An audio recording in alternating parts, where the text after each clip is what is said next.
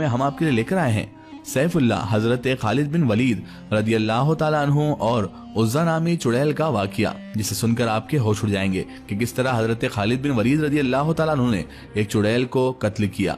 मेरी आपसे मोहतबाना गुजारिश है कि इस वीडियो को आखिर तक जरूर देखिएगा। नाज़रीन मोहतरम, ये बात तो हम सब लोग ही अच्छी तरह से जानते हैं कि इस्लाम से कब्ल, इस्लाम से पहले अरब में बुत परस्ती जो थी वो आम हो चुकी थी और इन लोगों ने अपनी 3 देवियों के बुत भी बना रखे थे, जिसका नाम लात, मनात और इज़्ज़ा था। आज की इस वीडियो में हम उसी उज़्ज़ा नामी बुत वाली देवी की बात करेंगे और आपको बताएंगे किस तरह अरब के लोगों की गफलत की वजह से नबी करीम हजरत मोहम्मद मुस्तफ़ा सल्लल्लाहु ताला अलैहि वसल्लम ने हजरत खालिद बिन वलीद रदियल्लाहु ताला अन्हु को हुक्म देकर उस देवी का खात्मा करवाया था। नाज़रीन मोहतरम, कहा जाता है कि अरब के लोग गुमराह तो जरूर थे, लेकिन बहुत ज़हीन और समझदार थे और तमाम तर वहशियानापन और खून रेजी की फितरतों के बावजूद भी बहुत ही जीरत और मंतकी अंदाज़े फितरत रखा करते थे। लात, मनात और इज़्ज़ा के ये तीनों बुत खाना काबा शरीफ में रखे हुए थे, जिनको फतेह मक्का के दौर में नबी मुकर्रम सल्लल्लाहु ताला अलैहि वसल्लम ने तोड़कर खाना काबा से बाहर फिकवा दिया था। लात, मनात और इज़्ज़ा के ये तीनों बुत खाना काबा शरीफ में बाकी बुतों के साथ मौजूद थे। लेकिन आपको हम तारीख की एक नई बात बताते चलें, जिसका जिक्र बहुत ही कम किया जाता है और लोग इस बात को शायद ही लोगों के सामने पेश करते हैं, और वो बात यह है कि बुत जो खाना काबा में नस्ब थे उनको आप अलामती या फिर डेमो बुत के हिसाब से यानी एक डमी के हिसाब से भी कह सकते हैं, जबकि असल बुत जिनके बड़े बड़े बुतकदे बने हुए थे और उन बुतकदों में इनकी इबादत की जाती थी, पूजा की जाती थी, वो अरब के मुख्तलिफ इलाकों में मौजूद थे। जिन बस्तियों में इन बुतों के जो मंदिर बने हुए थे, उस बस्ती के रहने वाले और उसके इर्द गिर्द के रहने वाले अरब लोग यहाँ पर आकर इन बुतों को पूजा करते थे और इनके सामने पता नहीं क्या क्या चढ़ावे चढ़ाते थे। यहाँ तक कि इन्हीं बुतों के सामने जानवरों की कुर्बानी भी की जाती और मन्नतें भी मानी जाती। इनके सामने कुर्बान गाहें बनी होती जहाँ पर जानवरों को लाकर जिबाह किया जाता था। हैरत अंगेज बात तो ये थी नाज़रीन मोहतरम के इन बुतों को मानने वालों की जो तादाद थी उसमें इजाफा होता ही चला जा रहा था। लिहाजा यहाँ पर यही सवाल पैदा होता है कि इस कदर ज़हीन अरब इन बेजान बुतों की इबादत पर कैसे लग गए और इन बुतों में आखिर ऐसा क्या था कि इनको पूजने वालों की तादाद में कमी की बजाय बढ़ोतरी हो रही थी। इसके अलावा एक सवाल ये भी आता है कि ये बुत उन अरबों को यानी अरबी लोगों को ऐसा क्या दिखाते थे कि ये अरब के लोग इनकी इबादत पर, इनकी पूजा करने पर ही मजबूर थे। तो इस हवाले से आपको हम बताते चलें कि लात, मनात और इज़्ज़ा ये तीनों देवियां थी इन लोगों के हिसाब से, और इनके बारे में लोगों ने ये मशहूर कर दिया था कि ये खुदा की बेटियां हैं। नाउज़ुबिल्लाह।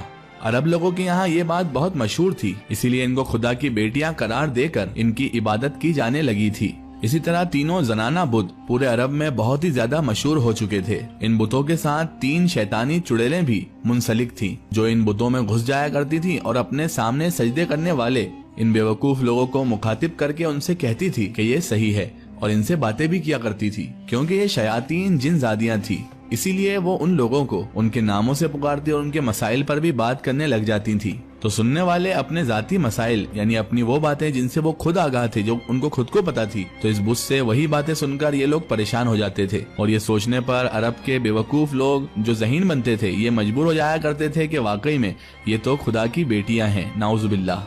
इन बुतों की देखभाल और लोगों को इनकी इबादत के तरीके सिखाने के लिए इन्हीं बुतकदों में पुजारी जैसे लोग हुआ करते थे, जो लोगों को गुमराह करते और लोगों से चढ़ावा चढ़वाते और वो सारा चढ़ावा ये समेट लिया करते थे। इस तरह गुमराही का ये जो खेल था ये काफी अरसे तक जारी व सारी रहा। लात, मनात और इज़्ज़ा को सबसे ज्यादा माना जाता था, लेकिन इन तीनों में से भी सबसे ज्यादा बुलंद मकाम जिसको हासिल था, जिस बुत को हासिल था, उसका नाम इज़्ज़ा था। लफ्ज इज़्ज़ा इज्जत से निकला है, जिसके मायने हैं सबसे ज्यादा काबिले इज्जत वाली। इज़्ज़ा का ये बुत खराज नामी एक बस्ती में वाक़े था और ये बस्ती वादी नखला में सूखे अक्कास के करीब वाक़े थी। ये वही मकाम है जिसके करीब जिन्नात की एक जमात ने नबी करीम सल्लल्लाहु ताला अलैहि वसल्लम से मुलाकात की थी और आप सल्लल्लाहु ताला अलैहि वसल्लम ने उन्हें दावत इस्लाम देकर मुसलमान किया था। यहाँ पर इज़्ज़ा के बुत का एक शानदार बुतकदा या कह लीजिए मंदिर बनाया गया था और इस मंदिर में दूबिया अज़बिनी नामी एक पुजारी इज़्ज़ा की देखभाल और खिदमत का अंजाम देता था। इस मंदिर के सामने थोड़े ही फासले पर झाऊ के 3 दरख्त थे।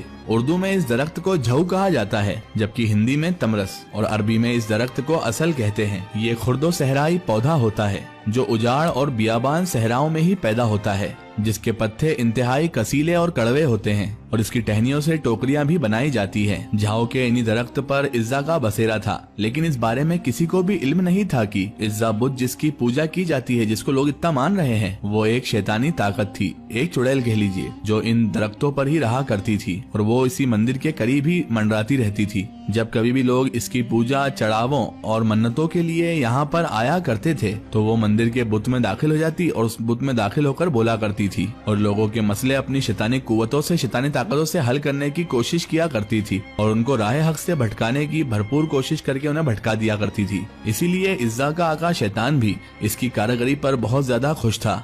जब मक्का फतह कर लिया गया तो कुछ दिनों बाद ही इन बुतों की शामत आ गई और खाना काबा शरीफ में रखे हुए तमाम तर बुत तोड़े जाने लगे। असल और सच्चे रब का नूर चमकने लगा। खाना काबा से बुतों को हटाने के बाद मुख्तलिफ देहातों, कस्बों और गाँव में और बस्तियों में बने हुए तमाम बुतकदों के बुतों की भी बारी आ गई। जहाँ जहाँ बुत रखे हुए थे उन सब की बारी आ गई और छोटे मोटे बुतों को, तमाम तर बुतों को तबाह करने के बाद इज्जा नामी उस आलिशान बुत की बारी आई। 25 रमजानुल मुबारक को नबी मुकर्रम सल्लल्लाहु ताला अलैहि वसल्लम ने हजरत खालिद बिन वलीद रदी अल्लाह ताला अन्हु को तलब किया और इंसानी तारीख के सबसे काबिल तरीन जनरल हजरत खालिद बिन वलीद रदी अल्लाह ताला अन्हु को इज्जा बुत की तबाही का मिशन सौंपा गया। आप सल्लल्लाहु ताला अलैहि वसल्लम ने हजरत खालिद बिन वलीद रदी अल्लाह ताला अन्हु को हुक्म दिया कि वो इज्जा के उस बुतकदे यानी मंदिर के करीब 3 झाओ के दरख्तों में से एक दरख्त को जाकर काट दे। लिहाजा आप बारगाह रिसालत मुआब सल्लल्लाहु ताला अलैहि वसल्लम से हुक्म पाकर खराज की बस्ती में पहुंच गए। वहां पर उस इज्जा नामी बुत को तलाश किया और उसके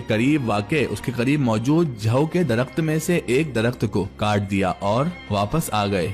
जब आप रदी अल्लाह ताला नबी मुकर्रम सल्लल्लाहु ताला अलैहि वसल्लम की खिदमत अक़दस में हाजिर हुए और दरख्त काटने का हाल बता दिया तो आप सल्लल्लाहु ताला अलैहि वसल्लम ने पूछा कि ऐ खालिद, जब तुम दरख्त काट रहे थे क्या उस दौरान कोई वाकया पेश आया था? तो हजरत खालिद बिन वलीद रदी अल्लाह ताला ने फरमाया, हुजूर उस वक्त कोई भी वाकया पेश नहीं आया था। इस पर हजरत मोहम्मद मुस्तफ़ा सल्लल्लाहु ताला अलैहि वसल्लम ने हजरत खालिद बिन वलीद को वापस से हुक्म दिया कि जाओ, जाकर अब दूसरा दरख्त भी वहाँ का काट दो। लिहाजा एक बार फिर हजरत खालिद बिन वलीद वहाँ पर पहुँच गए और दरख्त काटने के बाद वापस आकर सल्लल्लाहु ताला अलैहि वसल्लम की खिदमत अक़दस में दरख्त काटने का अहवाल बयान कर दिया। आप सल्लल्लाहु ताला अलैहि वसल्लम ने एक बार फिर इस्तफसार किया कि ऐ खालिद, इस बार तुम जब दरख्त काट रहे थे तो क्या कोई वाकया पेश आया था? तो हजरत खालिद बिन वलीद रदी अल्लाह ताला अन्हु ने अर्ज किया कि या रसूलल्लाह सल्लल्लाहु ताला अलैहि वसल्लम, इस बार भी कोई गैर मामूली वाकया पेश तो नहीं आया। आप नबी मुकर्रम सल्लल्लाहु ताला अलैहि वसल्लम ने एक बार फिर हजरत खालिद बिन वलीद रदी अल्लाह ताला अन्हु को हुक्म दिया, जाओ तीसरे दरख्त को भी काट दो। तीसरी बार जब हजरत खालिद बिन वलीद रदी अल्लाह ताला अन्हु उस तीसरे दरख्त को काटने के लिए उसके करीब पहुंचे तो अचानक इज्जा नामी वो चुड़ैल आप हजरत खालिद बिन वलीद रदी अल्लाह तआला अन्हु के सामने जाहिर हो गई। वो एक करी सूरत और बरहना बुढ़िया की शक्ल में थी और शोले जैसी आंखों से, आग वाली आंखों से हजरत खालिद बिन वलीद को देख रही थी। और फिर अचानक उसी का पुजारी जोर से पुकार कर बोला, ऐ इज्जा, खालिद को कत्ल कर दे। अगर तूने इसे कत्ल नहीं किया तो तू आज ही जलील और रुस्वा हो जाएगी। लिहाजा इज्जा हजरत खालिद बिन वलीद रदी अल्लाह तआला अन्हु की जानिब बढ़ने लगी, जिस पर आप हजरत खालिद बिन वलीद रदी अल्लाह तआला अन्हु ने तलवार निकाली और अल्लाह अकबर की सदा देकर इज्जा पर हमला भी कर दिया और पहले ही वार में उसका सर अलग कर दिया। उसके जमीन पर गिरते ही उसका जिस्म धर धर करने लगा और थोड़ी ही देर बाद आप हजरत खालिद बिन वलीद रदी अल्लाह तआला अन्हु के सामने इज्जा की जगह कोयले का एक ढेर पड़ा हुआ था। आप रदी अल्लाह तआला अन्हु ने इज्जा नामी उस शैतान चुड़ैल को खत्म करने के बाद उसके बुत के भी टुकड़े टुकड़े कर दिए और इसके बाद उस पुजारी को भी कत्ल करके वापस रवाना हो गए। वापस आकर आप रदी अल्लाह तआला ने सारा वाकया नबी मुकर्रम सल्लल्लाहु ताला अलैहि वसल्लम के गोश गुजार कर दिया, जिस पर नबी मुकर्रम सल्लल्लाहु ताला अलैहि वसल्लम ने फरमाया कि ये इज्जा नामी वही चुड़ैल थी जो अब हमेशा हमेशा के लिए खत्म हो गई है। इसकी अब दोबारा पूजा नहीं हो सकेगी और सदियों तक पूजी जाने वाली शैतानी ताकत का खात्मा हजरत मोहम्मद मुस्तफ़ा सल्लल्लाहु ताला अलैहि वसल्लम के हुक्म पर हजरत खालिद बिन वलीद रदी अल्लाह तआला अन्हु ने कर दिया। नाज़रीन मोहतरम, यहाँ पर ये याद रहे कि खालिद बिन वलीद रदी अल्लाह तआला अन्हु वो अजीम सिपा सलार थे जिनकी बेमिसाल कामयाबी की वजह से रसूलुल्लाह सल्लल्लाहु ताला अलैहि वसल्लम ने सैफुल्लाह यानी अल्लाह की तलवार के लक़ब से भी आपको नवाजा था, जो कि एक बहुत बड़ा एजाज समझा जाता है। सुभान अल्लाह।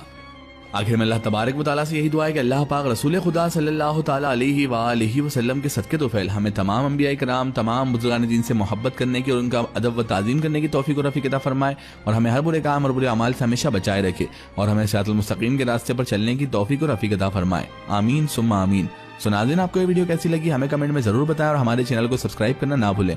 इस वीडियो को ज़्यादा से ज़्यादा शेयर करें और उनसे तमाम औलिया किराम, तमाम बुज़ुर्गान दीन के चाहने वालों तक ज़रूर पहुँचाएं। तो फिलहाल होते हैं आपके लिए एक और बेहतरीन वीडियो के साथ, तब तक के लिए खुदा हाफिज़, अस्सलामु अलैकुम।